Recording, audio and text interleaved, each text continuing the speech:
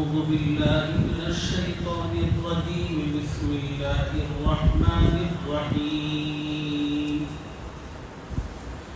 وما أنزلنا على قومه من بعده من جند من السماء وما كنا منزلين إن كانت إلا صيحة واحدة فإذا هم خامدون يا حسرة على العباد ما يأتيهم من رسول إلا كانوا به يستهزئون ألم يروا كم أهلكنا قبلهم من القرون أنهم إليهم لا يرجعون وإن كل لما جميع لدينا محضرون صدق الله العظيم.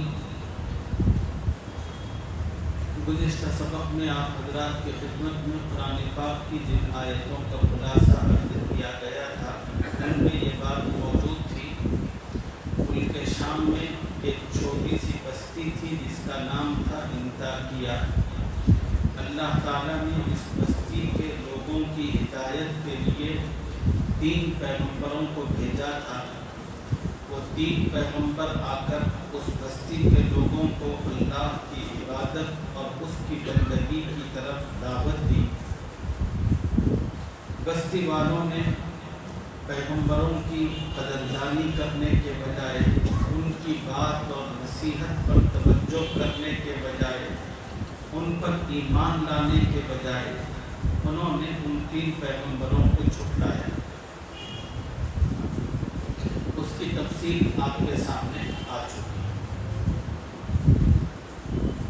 اسی بستی میں ایک آدمی تھا, وہ بھی بت پرست تھا. اللہ تعالیٰ نے اس کو ہدایت عطا فرمائی. بستی کے اس آدمی نے جب سنا کہ بستی کے لوگ پیغمبروں سے بہت بدظن ہیں اور ان کو قتل کا منصوبہ بنا رہے ہیں, تو اس شخص کا ایمان اس کو مجبور کیا کہ اب میں تماشائی بن کر نہیں بیٹھ سکتا. اب وقت آ چکا ہے کہ میں اپنا کردار ادا کروں. سورہ یاسین کی گزشتہ آیتوں میں یہ جو واقعہ اللہ نے بتایا وجاء من اقصی المدینہ کہہ کر مستقل اس آدمی کا جو ذکر کیا, یہ کردار زندگی کے مختلف موقعوں پر ہم میں سے ہر کسی کو پیش آتا ہے. لیکن ہم لوگ یہ سمجھ کر بھائی خامخواہ اس لمحے میں اپنے آپ کو کیوں ڈالیں, یہ کہہ کر ہم پتلی گلی سے کھسک کر نکل جاتے ہیں. اس بستی کا وہ آدمی بھی اپنی جگہ بیٹھ سکتا تھا. میں تو ایماندار ہے, مجھے کیا ضرورت ہے بستی والے جانے. اس شخص کی جو حمیت اور غیرت تھی اس نے اس بات کو گوارا نہ کیا. میرے رہتے ہوئے نبیوں کے ساتھ اس طرح کا سلوک ہو اور میں خاموش تماشائی بن کر رہوں. اس نے تمام مصلحتوں کو اٹھا کر پھینک دیا. بستی کے لوگوں کے روبرو ہو کر بستی والوں کو سے گزارش کی, بستی والوں یہ بڑے بھلے لوگ ہیں, اچھے لوگ ہیں, پیغمبر ہیں, خدا نے انہیں تمہاری ہدایت کے لیے بھیجا ہے. ان کی بات سنو کہ تمہیں رہنمائی کرتے ہیں. اور پھر اس شخص نے اپنے ایمان کو بھی ظاہر کیا. بستی کے لوگوں نے جب اس شخص کے ایمان کے بارے میں سنا تو غضبناک ہو کر کہنے لگے چل پیغمبروں سے پہلے تجھے ہی مزہ چکاتے.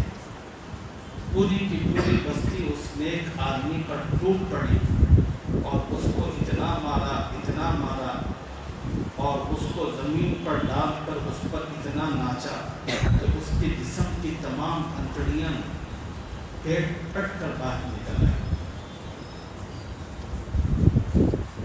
اس نیک آدمی کردار ادا کیا، خدا نے اس کی جزا اس کو دے دی۔ اللہ نے اس شخص کو مرتے ہی کہا کہ آؤ میری جنت میں داخل ہو جاؤ۔ تو میرے دوستو، یہ جو کردار تھا بڑا اہم کردار تھا رشتہ داروں کے اندر۔ کبھی ایسا ہوتا ہے کہ آپ کوئی سچائی جانتے ہیں، آپ نہیں جانتے، نہیں بولتے، جب وقت آتا ہے بولنے کا تو آپ میں کیوں بولوں کہ چپ کے خاموش، یہ نہیں کرتے۔ آپ جانتے ہیں تو پھر آپ کو بولیں۔ سامنے والا کوئی غلط فہمی میں مبتلا ہے تو اس کی غلط فہمی کو دور کرنے کی کوشش کریں۔ جب آپ غلط فہمی کریں گے، فہمی کو دور کرنے کی کوشش کریں گے، تو تانے دینے والے تو تانے ہر زمانے میں دیتے ہیں، یہ چمچہ کہاں سے ٹپک پڑا، لوگ کہیں گے، کہنے والوں کو کہنے دیجیے، لیکن آپ کی جو ذمہ داری ہے اس ذمہ داری کو ادا کیجیے۔ سورہ یاسین کے اندر اللہ تعالیٰ نے بستی کے ایک کنارے پر رہنے والے ایمان والے کا تذکرہ قرآن کی آیتوں میں کر کر امت محمدیہ کو اسی بات کا سبب دیا ہے۔ قرآن کی تفسیر کیا ہم ایسے ہی ایک قوم میں ایک واقعہ ہے ایسا پڑھ لے تو کیا ہمیں ہدایت ملے گی؟ نہیں، یہ جو واقعات جتنے بھی گزشتہ زمانوں کے اللہ نے بیان فرمائے ہیں، یہ میری اور آپ کی تربیت کے لیے ہے۔ اس کو دیکھنے کا جو زاویہ ہے، اس کو جو سمجھنے کا زاویہ ہے، وہ بالکل الگ ہے۔ وہ واقعہ ہے، اس واقعے کو ذکر کر کے اللہ یہ سمجھانا چاہتے ہیں کہ دیکھو، زندگی میں جب کوئی مشکل ہو اور کوئی جماعتیں یا خاندان میں آپس میں لوگوں کے اندر لڑائیاں ہو رہی اور لوگوں کو سچائی کا پتہ نہ ہو، لوگ سچائی کے سلسلے میں باہم دست و گریبان ہو، تو ایسے موقع پر اگر کوئی آدمی سچ جانتا ہے تو اس کو بے باک انداز میں اپنے انجام سے بے خوف اور بے پرواہ ہو کر اپنا فریضہ ادا کرنا چاہیے۔ خیر، جب بستی کے لوگوں نے جہالت، ضد، ہٹ دھرمی، حق کی مخالفت میں انتہا کر دی اور اس ایمان والے کو قتل کر دیا، مار مار کر، پیٹ پیٹ کر، تو اب اللہ کا عذاب اس بستی کے لوگوں کی طرف متوجہ ہو۔ دیکھو، ایک بات میں آپ حضرات کی خدمت میں عرض کر دوں، اللہ تعالیٰ مظلوم کی ضرور مدد فرماتے ہیں اور ظالم کے ہاتھ کو اللہ ضرور موڑتے ہیں، مگر اس کے لیے تھوڑا سا وقت چاہیے۔ ایسا نہیں ہوگا کہ اللہ تعالیٰ فوراً یہ کر دے، ادھر یہ ہو تو ادھر، ایسا نہیں۔ اللہ تعالیٰ کے عذاب نازل کرنے کے کچھ اصول اور ضابطے ہیں۔ وہ اصول اور ضابطے یہ ہیں، کسی قوم پر بھی خدا اس وقت تک عذاب نازل نہیں کرتا جب تک کہ اس قوم کو دین کی بات نہیں پہنچائی جاتی۔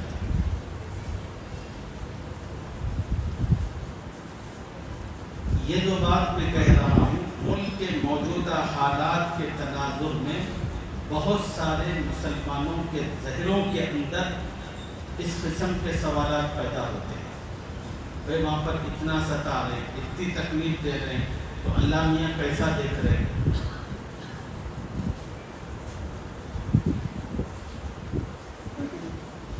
یہ جو سوالات ذہن میں آتے ہیں اس کا جواب دے رہا ہوں۔ اللہ تعالیٰ کی عادت اور سنت یہ ہے کہ کسی قوم پر بھی اللہ تعالیٰ عذاب بھیجنے میں جلدی نہیں کرتے۔ اللہ تعالیٰ اس قوم کو جو برائی کے راستے پر آتی ہے ڈھیل پر ڈھیل دیتے چلے جاتے ہیں۔ اب آپ دیکھیے کہ رسول اللہ صلی اللہ علیہ وسلم کو اللہ تعالیٰ نے مکہ المکرمہ میں مبعوث فرمایا تھا۔ 13 سال تک حضور صلی اللہ علیہ وسلم مکے میں رہے، مکے کے لوگ دن رات آپ کو ستاتے تھے۔ ان 13 سالوں کے اندر مکے کے لوگوں نے کبھی ایک لمحے کا آپ کو سکون نہیں دیا، ہر وقت سازشیں، ہر وقت آپ سے متعلق فتنے برپا کیا کرتے۔ اب دنیا میں آپ سے بڑھ کر آپ سے معزز کون؟ اس لیے کہ آپ ہی کی برکت سے اللہ نے اس کائنات کو وجود بخشا۔ اگر خدا کی پالیسی فوراً عذاب کی ہوتی تو مکے والوں پر خدا کا عذاب سب سے پہلے آنا تھا، کہ انہوں نے اللہ کے پیغمبر کو ستایا۔ خدا کا عذاب آنے کی پالیسی فوراً ہوتی تو طائف کے لوگوں پر عذاب آنا تھا، اس لیے کہ وہ اس کے مستحق ہو چکے تھے۔ اپنے نبی پر پتھر پھینک کر نبی کے جسم کو زخم سے چور چور انہوں نے کیا۔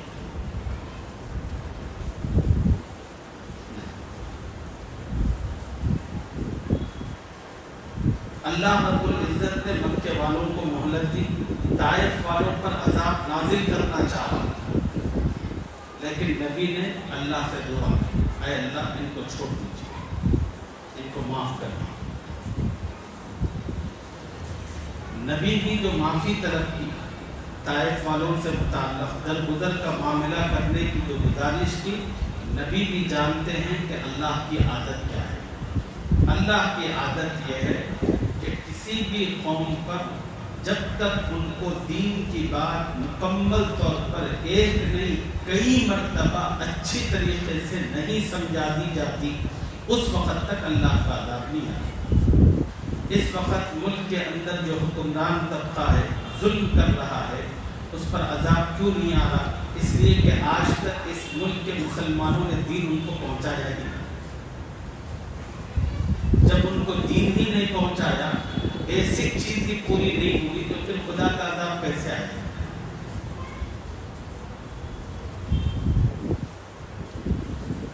تو پوری قرآن مجید آپ پڑھ کر دیکھیے، جتنے قوموں کے حالات اور واقعات کو اللہ نے بیان کیا، کہیں پر بھی آپ کو یہ نہیں ملے گا کہ کوئی پیغمبر آئے اور آ کر انہوں نے دعوت دی، قوم نے جھٹلایا، انکار کیا تو اللہ کا عذاب ہے۔ یہ اللہ تعالیٰ اس پیغمبر کو اس قوم کے لیے مکمل طور پر وقف کروا دیتے ہیں۔ وہ پیغمبر ہر قسم کی اذیتوں کو سہتا ہے اور اللہ کا پیغام پہنچاتا ہے۔ لوگوں کو یہ تو یاد ہے کہ حضرت نوح علیہ السلام نے اپنی قوم کو بد دعا دی تھی، لیکن لوگوں کو یہ یاد نہیں ہے کہ حضرت نوح نے اپنی قوم کو بد دعا 900 سال کی محنت کے بعد۔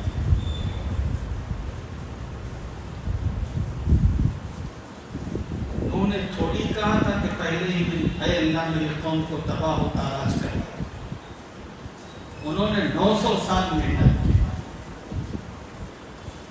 اللہ نے جو ہمت ان کو عطا فرمائی تھی، اس ہمت کا استعمال کرتے ہوئے وہ لوگوں کے درمیان جاتے تھے، لوگ گالیاں دیتے تھے، مارتے تھے، جو کچھ ان کے من مرضی میں آتا تھا وہ پیغمبروں کے ساتھ سلوک کرتے تھے۔ پیغمبر وہ ساری کی ساری قوم کی حرکتوں کو خندہ پیشانی کے ساتھ برداشت کرتے ہیں۔ ایسا نہیں کہ آج ہوا تو پھر کل پیغمبر نے باہر نکلنا چھوڑ دیا، کل صبح ہوتی سورج نکلتا، پیغمبر ایک نئے عزم کے ساتھ پھر بازار میں آتے، انہی لوگوں کے درمیان۔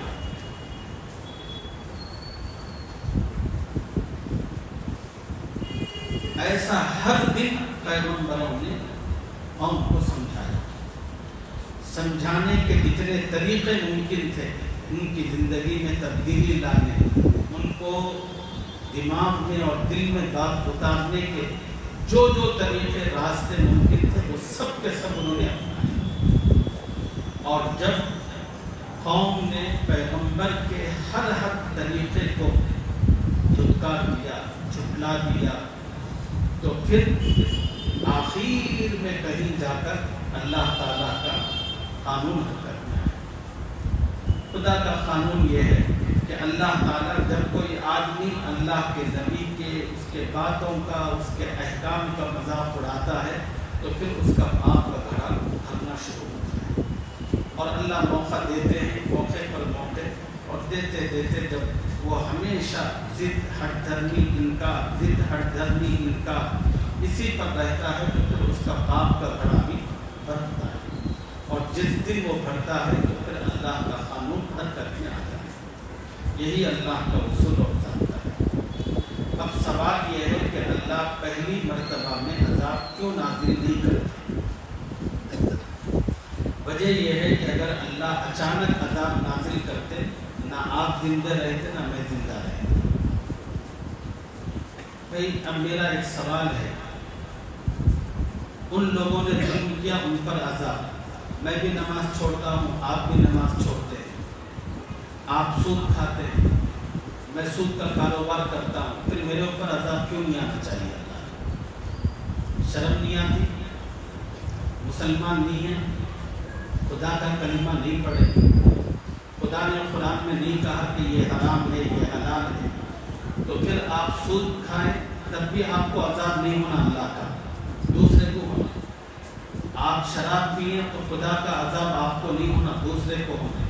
آپ جھوٹ بولیں، فتنہ فساد مچاتے رہیں، لوگوں کو تکلیف دیں، ان کا حق ان کا حق دھو کر مار کر کھاتے رہیں، آپ کو کچھ نہیں کرنا اللہ، کئی کو آپ مسلمان ہیں۔ یہ اللہ کا قانون تھوڑی ہے۔ اللہ کا قانون یہ ہے کہ جو غلط کرے گا خدا اس کو سزا دے گا۔ اسی لیے اللہ تعالیٰ اگر اچانک عذاب کی پالیسی خدا کی ہوتی تو روئے زمین پر کوئی پنپتا ہی نہیں۔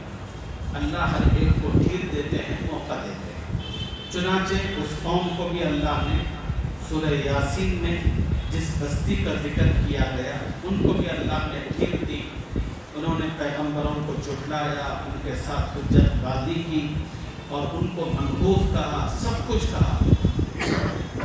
پیغمبروں نے صبر کیا اور انہوں نے دھمکایا اگر بستی نہیں چھوڑو گے تو پتھر مار مار کر ختم کریں گے۔ لیکن انبیاء اس قسم کی دھمکیوں سے مرغوب بھی نہیں ہوتے اور متاثر بھی نہیں ہوتے۔ پوری بستی کی ساری مزاحمت کے باوجود انبیاء برابر اپنے موقف پر قائم تھے، اللہ کی دی ہوئی ذمہ داری کو پورا کر رہے تھے۔ اور دوسری طرف انہوں نے ان انبیاء کو قتل کا ارادہ کیا، بستی کے اس آدمی کو پتہ چلا تو وہ آیا، اس نے بھی سمجھایا، ارے ایک اونچی بات نہیں مانتے تو میں بولوں سنو،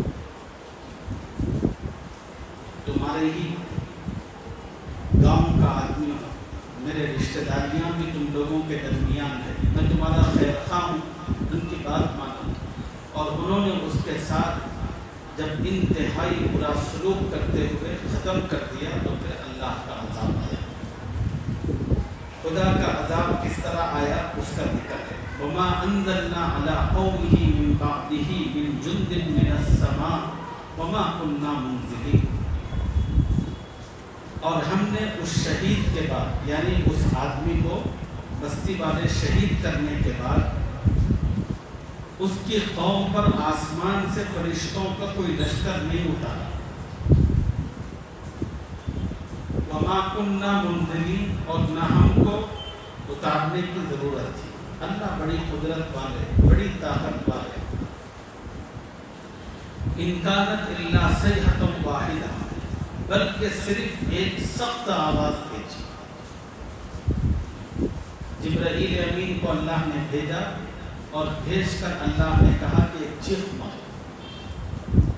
جبرائیل علیہ السلام نے چیخ ماری تو وہ چیخ کی آواز اتنی ہیبت ناک تھی، لوگوں نے جب اس چیخ کو سنا تو ان کے سینوں سے دل پھٹ کر باہر نکلا۔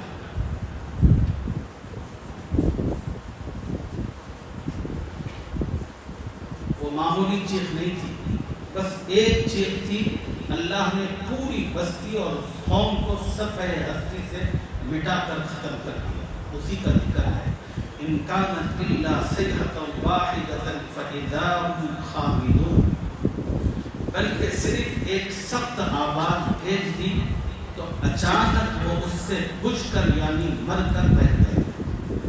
یا حسرۃ علی العباد ما یأتیہم من رسول الا کانوا بہ یستہزئون۔ اللہ فرما رہے ہیں ایسے بندوں کے حال پر افسوس ہے، ما یأتیہم من رسول، ان کے پاس کوئی پیغمبر نہیں آیا، الا کانوا بہ یستہزئون، جس کی انہوں نے ہنسی نہ اڑائی۔ خدا نے انسانوں کو راہ راست دکھانے کے لیے جس کسی قوم کے پاس پیغمبروں کو بھیجا، اس قوم نے پیغمبر کا مذاق اڑایا، پیغمبر کو جھٹلایا۔ کسی نے بھی اپنے پیغمبر کی عزت نہیں کی۔ اسی کو اللہ نے فرمایا یا حسرۃ علی العباد، افسوس ہے ایسے بندوں کے حال پر، ما یأتیہم من رسول الا کانوا بہ یستہزئون، ان کے پاس کوئی پیغمبر نہیں آیا جس کی انہوں نے ہنسی نہ اڑائی۔ أَلَمْ يَرَوْا كَمْ أَهْلَكْنَا قَبْلَهُم مِّنَ الْقُرُونِ أَنَّهُمْ إِلَيْهِمْ لَا يَرْجِعُونَ۔ اب اللہ تعالی مکے کے لوگوں کو مخاطب فرما کر کہہ رہے ہیں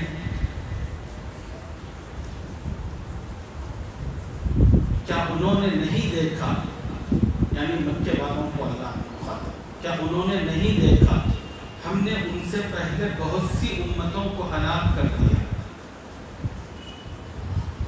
اللہ فرما رہے ہیں کہ مکے کے لوگوں، اگر تم بھی محمد صلی اللہ علیہ وسلم کا ایسے ہی مذاق اڑاتے رہو گے، ان کی بات نہیں مانو گے، ان کو ستاؤ گے، تکلیفیں پہنچاؤ گے، تو جیسے اس بستی کے لوگوں کو ایک چیخ کے ذریعے ہم نیست و نابود کیا، اسی طرح ہم تمہیں بھی کریں گے۔ اللہ کو جو قدرت اس بستی پر تھی، وہی قدرت، وہی کنٹرول اللہ کا اس بستی پر بھی۔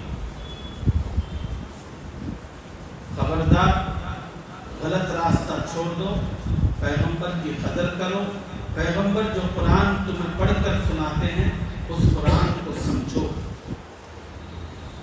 أَلَمْ يَرَوْا كَمْ أَهْلَكْنَا قَبْلَهُم مِّنَ الْقُرُونِ أَنَّهُمْ إِلَيْهِمْ لَا يَرْجِعُونَ، اور پھر ان کی طرف دنیا میں لوٹ کر نہیں آئیں گے۔ خدا نے جس کسی کو ہلاک کیا اس کو پھر دنیا میں آنا نصیب نہیں ہوگا، اب اس کو بس خدا ہی کے پاس آنا ہے۔ وَإِن كُلٌّ لَمَّا جَمِيعٌ لَدَيْنَا مُحْضَرُونَ، اور سب کے سب ہمارے روبرو حاضر کیے جائیں گے۔ پھر اس وقت دنیا میں بھی ہم عذاب دیں گے نافرمانی پر اور شرک، بت پرستی پر، اور جب ہمارے پاس حاضر ہوں گے اس وقت بھی ہم اصل حساب دیں گے۔ اب اگلی آیتوں میں اللہ تعالیٰ نے بڑے اہم مضامین بیان فرمائے ہیں، انشاءاللہ اس کی تفصیل اگلے سبق میں آپ حضرات کی خدمت میں عرض کریں گے۔ اللہ مجھے اور آپ کو قرآن کا صحیح فہم عطا فرمائے، آمین یا رب العالمین۔ سبحان اللہ و بحمدہ، سبحان اللہ۔